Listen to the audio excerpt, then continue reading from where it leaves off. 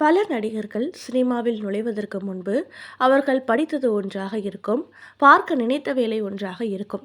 பலர் doctor, engineer, வக்கீலுக்கு படித்திருப்பார்கள். ஆனால் சந்தர்ப்ப சூழ்நிலை அல்லது அவர்களுக்குள் இருந்த ஆர்வம் அவர்களை சினிமாவை நோக்கி இழுத்து வந்திருக்கும். ஆனால் சினிமாவை மட்டுமே நேசித்து கஷ்டப்பட்டு அதற்குள் நுழைந்த புரட்சி தலைவர் எம்ஜிஆர் ஒரு கட்டத்தில் இராணுவத்தில் பணியாற்றுவதற்காக கிளம்பும் முடிவை எடுத்தார் என்றால் உங்களால் பலரால் நம்பவே முடியாது. ஆம், அப்படி ஒரு நிலையும் ஏற்பட்டது. அது என்ன என்று பார்க்கலாம். புரட்சித் தலைவர் எம்ஜிஆர் சினிமாவில் நுழைந்த காலகட்டத்தில் எடுத்ததுமே ஹீரோ ஆகிவிடும் வாய்ப்பு கிடைக்கவில்லை. சின்னதாக சில படங்களில் தலைகாட்டும் வாய்ப்பு அவருக்கு கிடைத்தது. கிடைத்த வாய்ப்புகளில் ஓரளவுக்கு தன்னை வெளியே தெரியும் அளவிற்கு பயன்படுத்த முயற்சித்தார் எம்ஜிஆர்.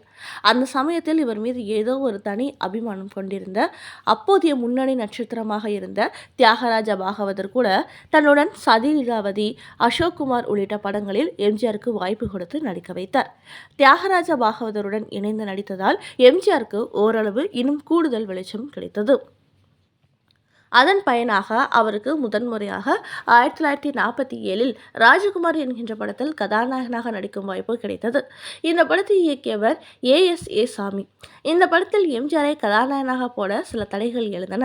படம் 5000 அடி வளர்ந்த நிலையில் படம் பார்த்த தயாரிப்பாளர்கள் எம்ஜிஆரை மாற்றிவிட்டு அப்போது பிரபலமாக இருந்த பி.யு. சின்னப்பாவை கதாநாயகனாக போட்டு படம் எடுங்கள் என்று கூறினார்கள். ஆனால் படத்தின் இயக்குனர் ஏ சாமி எம்ஜிஆர் தான் நடிக்க வேண்டும் என உறுதியாக நின்றார். அந்த படத்தில் அதன் பிறகு எந்த தடையும் இன்றி எம்ஜிஆர் தொடர்ந்து நடித்தார். படம் வெளியாகி மிகப்பெரிய அளவில் ஹிட் ஆனது. எம்ஜிஆர் கதாநாயகனாக நடித்த முதல் படம் என்றால் அதுதான். கிட்டத்தட்ட 10-15 படங்களில் சின்ன கதாபாத்திரத்தில் நடித்ததற்கு பிறகு இப்படி கதாநாயகனாக கிடைத்த வாய்ப்பு அது. அதிலும் எம்ஜிஆர் வெற்றி பெற்றார். ஆனால் அதன் பிறகு அவரை தேடி கதாநாயகனாக நடிக்கும் பட வாய்ப்புகள் ஓடி வந்ததா என்றால் நிச்சயமாக இல்லை.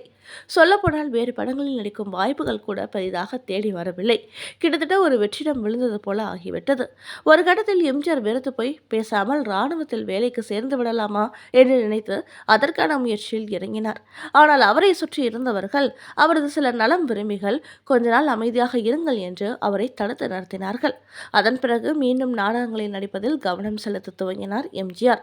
அதன் பயனாகவோ என்னவோ அடுத்ததாக மாடர்ன் தியேட்டர்ஸ் தயாரித்த மந்திரகுமாரி படத்தில் கதாநாயகனாக நடிக்கும் வாய்ப்பு எம்ஜிஆருக்கு கிடைத்தது. அதற்கு முன்னதாக ராஜகுமாரி படத்தில் கதை வசன கர்த்தாவாக கலைஞர் கருணாநிதி பணியாற்றியிருந்தார். அப்போது எம்ஜிஆருக்கும் கருணாநிதிக்கும் நல்ல பழக்கம் ஏற்பட்டது. ஆனால் ராஜகுமாரி படம் வெளியான போது வசனம் என கலைஞரின் பெயரை போடாமல் அவரை இருட்டடிப்பு செய்தார் இயக்குனர் ஏ சாமி. இதனால் வெறுத்து போன கலைஞரும் பட வாய்ப்புகள் இல்லாத நிலையில் பேசாமல் ஊருக்கே போய்விடுவோம் என மூட்டையை கட்டிக்கொண்டு திருவாரூர் கிளம்பி சென்று விட்டார். ஆனால் ராஜகுமாரி உள்ளிட்ட ஒரு சில படங்களில் அவர் வசனம் எழுதிய விஷயம் கொஞ்சம் கொஞ்சமாக வெளியில் வர துவங்கியது. அதற்கு முக்கிய காரணம் யார் என்றால் அப்போது பிரபலமாக இருந்த கவிஞர் கா.மு. ஷெரீப் தான். அப்போது மாடர்ன் தியேட்டர்ஸ் படங்களில் அவர் தொடர்ந்து பாடல்கள் எழுதி வரும் ஆஸ்தான கவிஞராக இருந்தார். அப்போது மாடர்ன் தியேட்டர்ஸ் அதிபர் சுந்தரத்திடம் கலைஞர் கருணாநிதியின் கதை மற்றும் வசனம் எழுதும் திறமையை பற்றி கூறினார் கா.மு. ஷெரீப். உடனே அவரை அழைத்து வாருங்கள் என்று கூற திருவாரூர் சென்று அவரை அழைத்தும் வந்தார். அப்போது கருணாநிதி சொன்ன கதைதான் இந்த மந்திரகுமாரி படத்தின் கதை. கதை பிடித்துவிடவே கருணாநிதியை மாதம் 500 ரூபாய் சம்பளத்திற்கு ஒப்பந்தம் செய்த மாடர்ன் தியேட்டர்ஸ் சுந்தரம் அந்த படத்திற்கு வசனத்தையும் எழுதும்படி கூறிவிட்டார். மேலும் அப்போது பிரபலமாக இருந்த இயக்குனர் எலிஸ் ஆர் டங்கனுடன் சேர்ந்து இந்த படத்தையும் இயக்கினார். ஏற்கனவே சதி லீலாவதி படத்தில் எம்ஜிஆருக்கு வாய்ப்பு கொடுத்தவர் தான் இந்த எலிஸ் ஆர் டங்கன். அதனால் இந்த மந்திரகுமாரியில் படைத்தலைவன் கதாபாத்திரத்திற்கு எம்ஜிஆர் பொருந்த மாட்டாரோ என்ற சந்தேகத்தில் அவரை நீக்க மாடர்ன் தியேட்டர் அதிபர் சுந்தரம் நினைத்தபோது எலிஸ் ஆர் டங்கன் அதற்கு ஒப்புக்கொள்ளவில்லை. அது மட்டுமல்ல, கலைஞர் கருணாநிதியும் எம்ஜிஆர் மிக சிறப்பாக நடிப்பார் என்று கூறி பிடிவாதம் காட்டினார். எம்ஜிஆரின் தாடியில் உள்ள ஒரு பள்ளம் தான் அவரை கதாநாயகனாக ஆக்குவதற்கு தயாரிப்பாளருக்கு தடையாக நின்றது. அப்போது கலைஞர் கருணாநிதி எம்ஜிஆரிடம் தாடியில் ஒரு சிறிய தாடியை ஒட்டிக்கொள்ளுங்கள் என்று கூறியுள்ளார். அதற்கு எம்ஜிஆர் ஆரம்பத்தில் கோபப்பட்டாலும் பிறகு அவர் சொல்வதில் உள்ள உண்மையை உணர்ந்து ஒட்டிக்கொண்டார். அதன் பிறகு மந்திரகுமாரி படத்தில் கதாநாயகனாக நடிக்க அந்த படமும் மிகப்பெரிய வெற்றி பெற்றது.